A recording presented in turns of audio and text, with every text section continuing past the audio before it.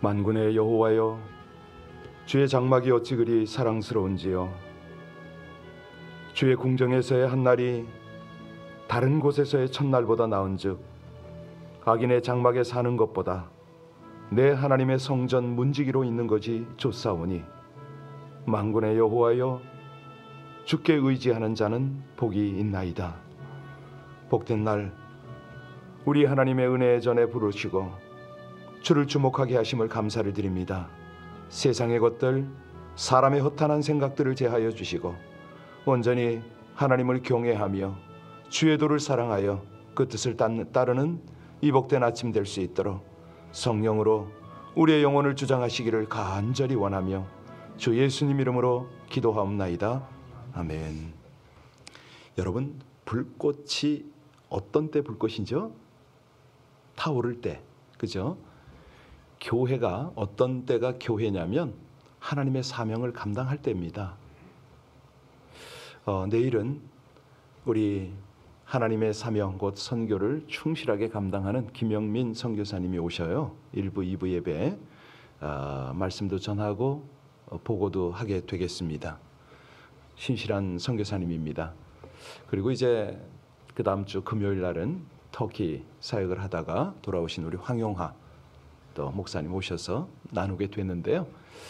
이런 하나님의 사명을 감당하고 또 그 선교에 함께 우리가 기도로 물질로 함께 협력해서 할 수 있다는 것, 이것은 우리 하나님의 역사 속에 그 불꽃 속에 함께 동참한다는 거 아닙니까? 내일은 우리 성도님들 온 교회가 이 귀한 하나님의 부르심에 함께 우리가 동역할 수 있도록, 동참할 수 있도록 예배를 통해서 하나님의 음성을 듣고 또 우리 선교사님 주님께서 몸된 교회를 향하여 주시는 메시지가 그를 통하여 잘 전달될 수 있도록 우리 합심으로 함께, 우리 김영민 선교사님 가족들이 다 와 있습니다.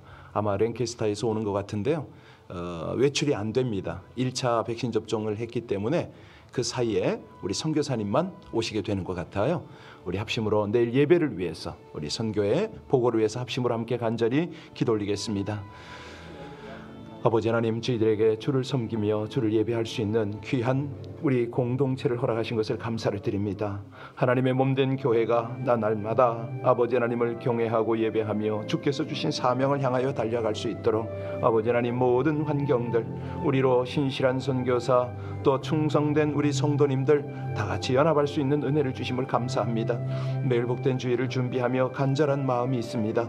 우리 하나님을 영화롭게 할 뿐만 아니라 아버지 하나님께서 주시는 그 사명 곧 선교에 대한 은혜의 나눔을 우리가 갖기를 원합니다. 선교사님을 통하여 말씀하여 주옵소서. 준비 잘 되어지게 하여 주옵시고 온 교회는 믿음으로 말씀으로 감사로 아멘으로 받을 수 있도록, 그래서 주일 예배를 통해서 다시 한번 하나님의 은혜 속에, 풍성한 은혜 속에 거하는 저희들 될 수 있도록 하나님 인도하여 주시기를 간절히 원합니다. 우리 김영민 선교사님 모든 안전을 주장하여 주시고 저를 통한 하나님의 음성이 온 교회 가운데 온전히 선포되어질 뿐만 아니라 다 같이 하나님을 경외하고 하나님 주시는 은혜 속에서 복된 주일을 맞이하게 하여 주옵소서. 우리 주님, 모든 상황은 주님이 온전히 주관하십니다. 저희들은 하나님 앞에 믿음으로 감사로 온전한 순종으로 드려지기를 간절히 원하며 복된 주일을 준비케 하시는 우리 주 예수 그리스도 이름으로 감사하며 기도하옵나이다.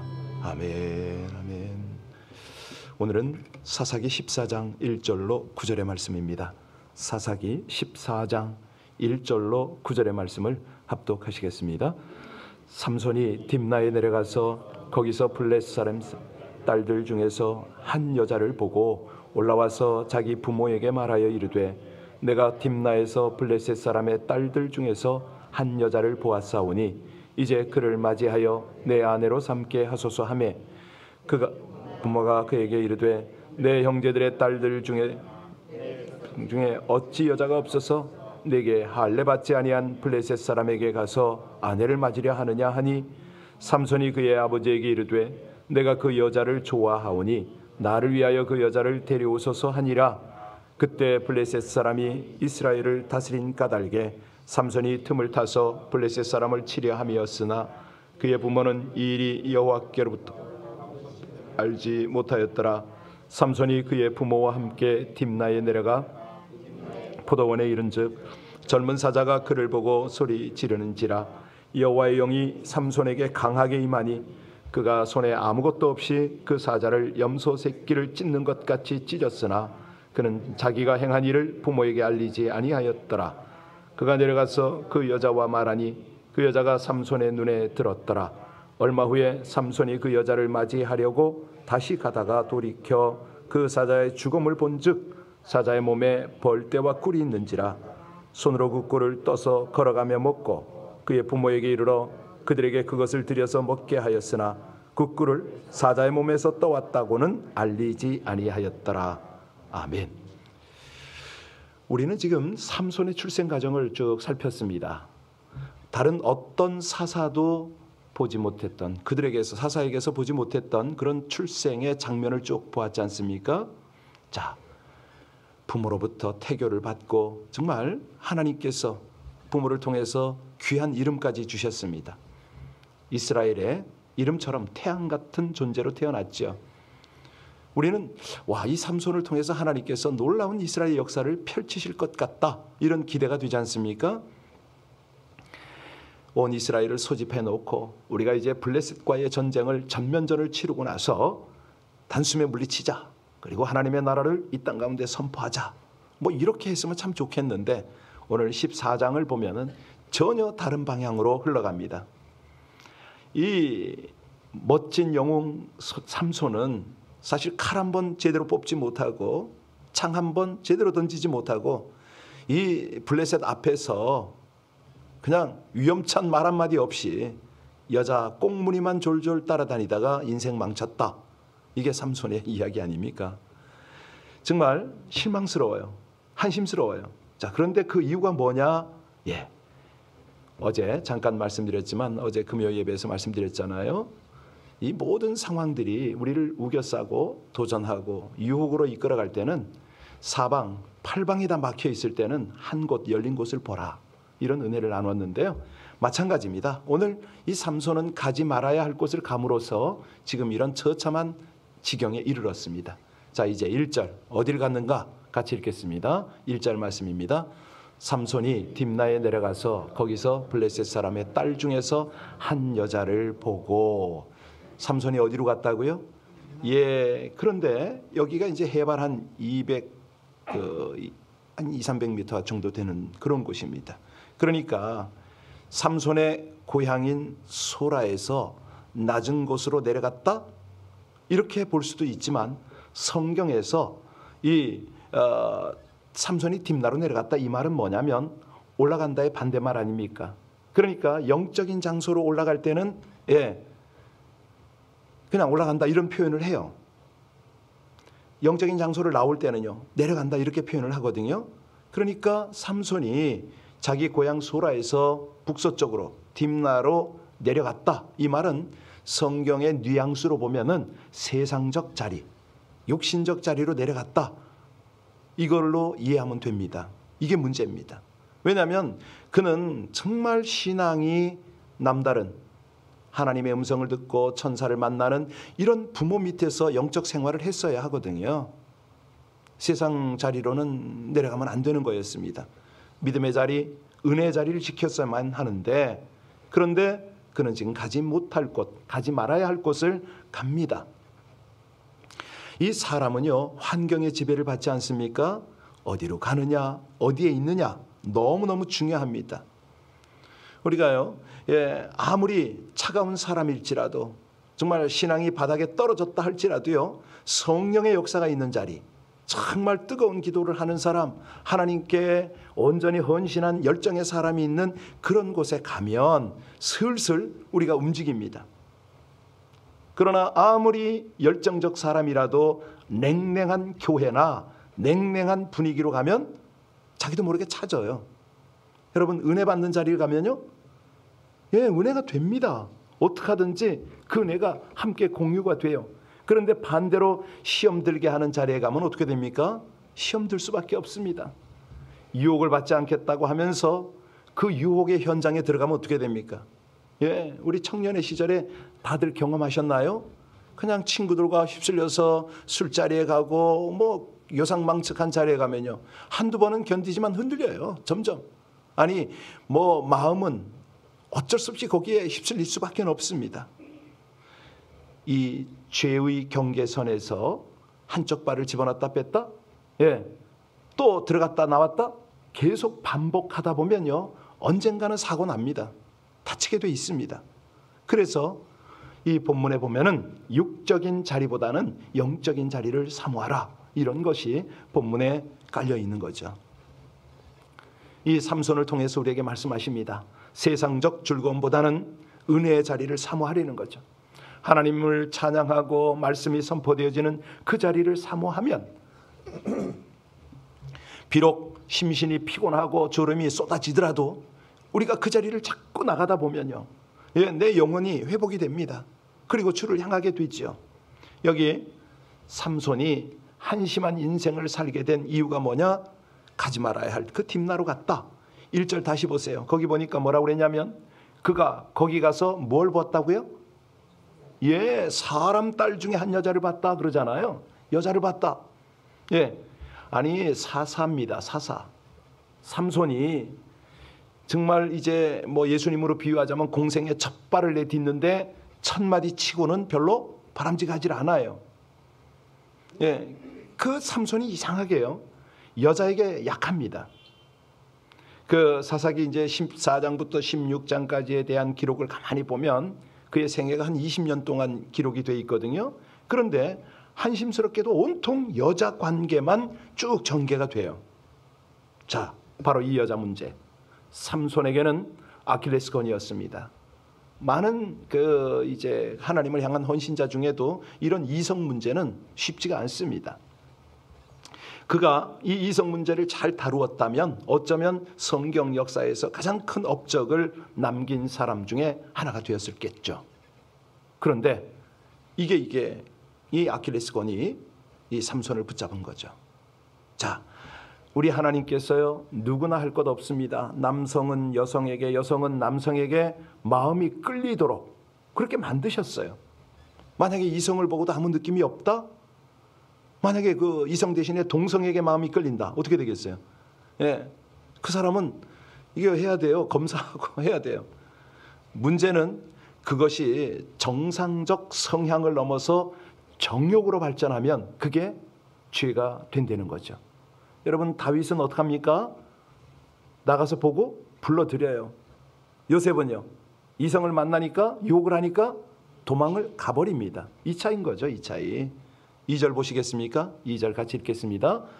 올라가서 자기 부모에게 말하 이르되 내가 딥나에서 블레셋 사람들의 딸들 중에서 한 여자를 보았사오니 이제 그를 맞이하여 내 아내로 삼게 하소서 하매.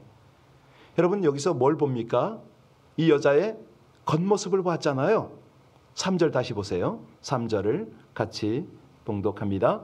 그의 부모가 그에게 이르되 내 형제들의 딸들 중에나 내 백성 중에 어찌 여자가 없어서 네가 할례 받지 아니한 블레셋 사람에게 가서 아내를 맞으려 하느냐 하니, 삼손이 그의 아버지에게 이르되 내가 그 여자를 좋아하오니 나를 위하여 그 여자를 데려오소서 하니. 여기서 내가 그 여자를 좋아한다는 말이 있잖아요. 내 눈에 보기 좋다, 이 의미거든요. 아니, 단 한 번도 상대의 성격, 그 내면에 대해서는 언급하지 않고 겉으로 보이는 외모를 기준으로 여자를 결정을 하는 그 모습입니다. 이것이 사단의 수법 아닙니까? 우리 인류의 범죄가 어디서 출발했다고요? 보암직한, 여기서부터 출발을 하잖아요. 여자가 그 나무를 본즉 먹음직하고 보암직하고 지혜롭게 할 만큼 탐스럽기도 한 나무인지라 그냥 보고 그러고 결정을 합니다. 만약에 하와가 그 나무 실과를 보지 않았다면, 집중하지 않았다면 그냥 볼 수는 있겠죠. 그런데 그거를 자꾸 바라보고 집중을 하니까 바로 유혹으로 끌려 들어갔고 인류의 타락이 그로 말미암아 온 거 아닙니까? 그러니까 이 보는 것이 기준이 될 때에 그 만남은 불행입니다. 정말 어떤 죄의 우물을 파는 것과 같죠. 이 삼손은 나면서부터 어떤 사람으로 구별이 됐죠? 그렇습니다. 그럼에도 불구하고 그가 아내를 선택하는데 그 기준이 뭐가 됩니까? 외모입니다. 정욕입니다. 이거 심각한 거죠. 자, 여기서 정말 안타까운 것은 삼손이 선택한 이 여인의 배경, 블레셋 아닙니까? 이방인입니다. 이 삼손이요, 안목의 정욕으로 이 여인을 보는 순간 하나님께서 주신 사명을 망각해버립니다. 여인을 보니까, 아리따운 여인을 보니까 나는 나실인이다, 구별된 삶을 살아야 한다, 이거를 완전히 잊어버렸다는 거죠. 여러분, 이게요, 남의 이야기가 아닙니다. 우리 각 사람의 이야기고 우리 자녀들의 이야기입니다. 정말 부끄럽고 죄송한데 제 아들 녀석 하나가 그런 얘기를 해요. 이렇게 주변에 좋은 중매처가 오는데도 자기는 외모를 본대요. 왜 그랬더니 인물이 믿음이랍니다. 나 어이가 없어서. 그래서 우리가 갈등을 겪고, 물론 이제 지금 믿음 생활 잘 하는데요. 중요한 거는 뭐냐면 외모로 취하고 시작한 일은 없는가? 결과가 뻔하거든요. 그래서 우린 주의 음성을 들어야 됩니다. 야고보서 2장 9절에 보면 만일 너희가 외모로 사람을 취하면 죄를 짓는 것이니 율법이 너희를 범죄자로 정하리라. 외모로 사람 취하지 말랍니다. 외모를 중시하기보다는 그 사람의 믿음, 그 사람의 됨됨이, 인성을 보라는 거죠. 겉으로 보기에는 별 볼 일 없어도요, 정말 믿음의 사람이 있지 않습니까? 그런 사람하고 교제하다 보면 나도 믿음이 생기고요, 함께 아름다운 연합과 협력을 할 수가 있습니다. 그래서 시편 1편 1절에 복 있는 사람을 분명히 정의하잖아요. 복 있는 사람은 악인의 꾀를 쫓지 아니하며 죄인의 길에 서지 아니하고 오만한 자의 자리에 앉지 아니한다. 그러니까 복 있는 사람이 누구냐? 그 마음 중심이 다르다는 거죠. 복 있는 사람이 되려면 악인의 꾀를 쫓지 않는 겁니다. 죄인의 길에 거기에 함께하지 않고요, 오만한 자리에 앉지 않고요. 여기 삼손이 불행하게 된 그 이유, 외모를 봤습니다. 블레셋 여인을 만났습니다. 이 삼손은요, 딥나로 내려갔다가 블레셋 여인을 보고 그냥 고향으로 돌아온 거예요. 그리고 부모에게 이 딥나에서 경험했던 여러 가지 이야기를 하면서 그녀와 결혼하겠다고 합니다. 그런데 이 부모가 어떤 부모니까? 당연히 반대하죠. 당연히 이 결혼은 안 된다. 3절에 여러분 보셨습니다. 아니, 우리 민족, 내 딸 형제 중 딸에게서 네가 결혼하면 되지 않느냐. 그런데 어떻게 할례 받지 않은 블레셋 사람에게서 아내를 취하려고 하느냐. 허락할 수 없다고. 부모가 그렇게 야단을 쳐도 그럼에도 불구하고 자식에게 이기는 부모가 없잖아요. 삼손은 블레셋 여인과의 결혼을 포기하지 않았습니다. 결국 이 삼손의 부모가 삼손을 이길 수가 없어서, 여기에 보면 성경에요, 삼손의 부모가 아들의 이방 여인과의 결혼을 허락했다라고 언급되지는 않았습니다. 그런데 이 아들이 말하는 것을 어떻게 거절할 수가 없어서 따라 내려간 것 같아요. 한번 볼까요? 5절 한번 볼까요? 자, 5절 같이 읽겠습니다. 삼손이 그의 부모와 함께 딥나로 내려가 딥나의 포도원에 이른즉 젊은 사자가 그를 보고 소리 지르는지라. 왜 소리를 질렀죠? 사자가 나타났거든요. 젊은 사자가. 그러니까 삼손과 부모 일행이 포도원에 접근했을 때 갑자기 사자가 나타난 거예요. 여러분, 사자가 어디에 서식하죠? 일반적으로 정글 같은데, 울창한 숲 같은 인적 드문 곳에 있지 않습니까? 그런데 이상하게 지금 이 포도원에 나타난 거예요. 아니, 사람들이 왕래가 있을 텐데, 농사도 짓고 뭐 여러 가지 그런 상황에서 포도원에 사자가 나타났다. 이게 무슨 의미죠? 하나님의 사인입니다. 경고입니다. 왜 이 삼손 앞에, 그의 부모 앞에 나타났느냐? 6절 볼까요? 6절. 자, 같이 읽겠습니다. 여호와의 영이 삼손에게 강하게 임하니 그가 손에 아무것도 없이 그 사자를 염소 새끼에 찢는 것 같이 찢었으나 그는 자기가 행한 일을 부모에게 알리지 아니하였더라. 나실인이 가까이 할 수 없는 게 뭐죠? 그렇죠, 포도주요. 네, 포도주, 시체, 뭐 이런 것들을 가까이 할 수가 없습니다. 나실인은 이 포도와 관련된 것은 가까이 하면 안 되는 겁니다. 그런데 그는 어디에 있었다고요? 이방인의 포도원에 있었다. 그리고 이 동물의 사체와 접촉하는 이 일을 무시했습니다. 정결법을 무시한 겁니다. 그리고 6절 우리가 마지막을 보았지만 그 일을 부모에게 알리지도 않았다. 그리고 그 길로 들어가서 7절에 보면 자기가 점 찍은 여인을 만나잖아요. 7절 같이 읽겠습니다. 그가 내려가서 그 여자와 말하니 그 여자가 삼손의 눈에 들었더라. 한마디로 뭐 서로 하나님의 경고를 생각하기는커녕 서로 웃고 희희낙낙하는 거 아닙니까? 예, 정말 여기서는 한심한 모습을 보고 있습니다. 정신이 없는 거죠. 더군다나 8절 9절에 보면 그가 죽인 사자 몸에서 거기에 벌떼와 꿀이 있는 걸 보고 손으로 그 꿀을 취해서 먹습니다. 부모에게까지 떠다 주네요. 그러고서 이 꿀을 사자 몸에서 취했습니다라는 말도 하질 않아요. 여러분, 오늘 이 내용을 쭉 보면서 어떤 생각이 드십니까? 삼손이 분명히 나실인인데 포도주나 독주를 먹어서는 안 되고 시체에 손을 대서도 안 되고 머리를 자르면 안 되는 그 삼손이 지금 왜 이렇게 돼버렸습니까? 예, 그가 가지 말아야 할 곳을 간 것입니다. 딥나의 포도원으로 간 겁니다. 시체를 만져서는 안 되는데 죽은 사자의 시체를 만졌습니다. 거기 있는 꿀까지 떠먹었습니다. 그러니까 나실인으로서 본분을 다하지 못했을 뿐만 아니라 우리 하나님이 사자를 나타나게 하셔서 경고를 주셨는데 경고도 무시했지요. 예, 나중에는 이 사자의 시체로부터 떠먹은 꿀을 소재로 해서 수수께끼를 내잖아요. 기억하시죠? 예. 그러니까 이 하나님의 경고를 사인을 무시하고 장난으로 여긴 거예요. 여러분, 혹시 우리는 이런 일이 없는가? 하나님이요, 우리 삶의 현장에 이런 일들이, 경고들이 주어질 때가 하나님이 주실 때가 있어요. 물론 사단이 유혹을 하고 그러죠. 그런데 우리는 그것을 넙죽넙죽 그러지는 않나 모르겠습니다. 여러분, 이게 뭐냐면 욕망에 이끌리면 이런 함정에 빠져버립니다.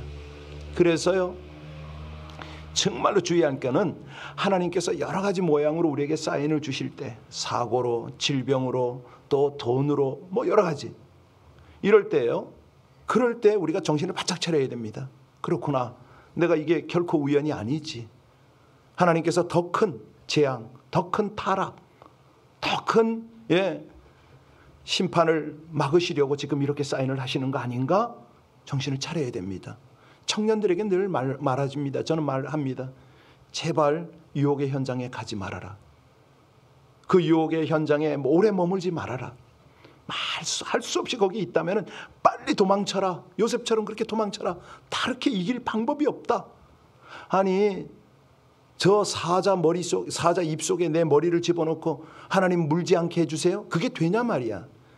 이 청년의 시절에 정욕이며 뭐 얼마나 그 유혹에 넘어가기 쉬운 그런 상황인데, 오늘 하나님은 이 삼손을 통해서 우리에게 다시 말씀하십니다. 아무리 신실한 믿음의 부모 가운데 있을지라도, 그 밑에서 자랐을지라도 하나님의 기대대로 출발하지 못하고 정말 유혹의 장소에 계속 머물면은 거기에 내 눈에 보기 좋은 대로 그대로 따라가면 어떻게 된다고요?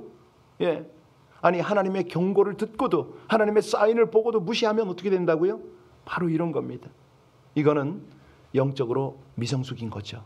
영적으로 성숙한 사람은 이 하나님의 경고 앞에, 하나님의 말씀 앞에 얼른 정신을 차리고 제자리에 돌아와서 하나님 주신 사명에 충성하지 않습니까? 예, 욕망의 뒷꽁무니만 쫓아다니는 삼손 같은 인생 낭비하지요. 예, 촌음을 아껴서 정말 깨어서 우리 하나님께 귀하게 쓰임받는 저와 여러분들 또 우리 자녀들 될 수 있기를 간절히 주의 이름으로 축원합니다. 우리 함께 기도하시겠습니다. 욕망에 이끌려 마음대로 사는 것이 행복이요 자유라 생각하는 악한 세상, 성령의 능력을 입어 초인적 힘을 발휘하는 사사 삼손이 그 힘으로 이스라엘을 구하기보다 자신의 욕망을 채우려 행동함에도 불구하고 신실하신 구원의 약속을 성취해 가시는 하나님, 우리 하나님을 찬양합니다. 탐욕과 교만을 따라 살아가는 영적 미성숙함을 회개하고 이제는 돌이켜 거룩하신 하나님만을 따르기를 소원합니다. 겸손한 순종을 통해 예수님을 닮아가는 영적 성숙의 자리로 나아가게 하여 주시옵소서. 하나님의 말씀으로 마음과 생각을 새롭게 하고 변화를 받아 하나님의 말씀에 순종하는 자신을 부인함으로 악하고 음란한 세상을 넉넉히 이기는 영적 성숙을 이루게 하여 주시기를 간절히 원하며 우리 주 예수님 이름으로 기도하옵나이다. 아멘. 허탄한 곳에서 눈을 돌리고 항상 주를 향하여 올라가는 내일 거룩하고 복된 주일을 그렇게 준비하며 맞이할 수 있도록 우리 교회 모든 성도, 우리 자녀들, 우리 주변 이들을 위해서, 특별히 내 자신을 위해서 지금 찬양하셨습니다. 우리 주님의 보혈로 예전에 허탄한 곳으로 쏴다니고 온갖 눈으로 마음으로 지었던 죄들을 씻어주셔서 이제 주를 향하고 어떤 유혹 속에서도 영적인 성숙을 향하게 해달라고 우리 합심으로 함께 간절히 주님 앞에 기도 올리겠습니다. 할렐루야. 우리 아버지 하나님 은혜, 하나님의 인도를 감사를 드립니다. 이 귀하고 복된 새벽이 하나님의 말씀이 있고 아버지 하나님의 인도가 있기에 진실로 감사를 드립니다.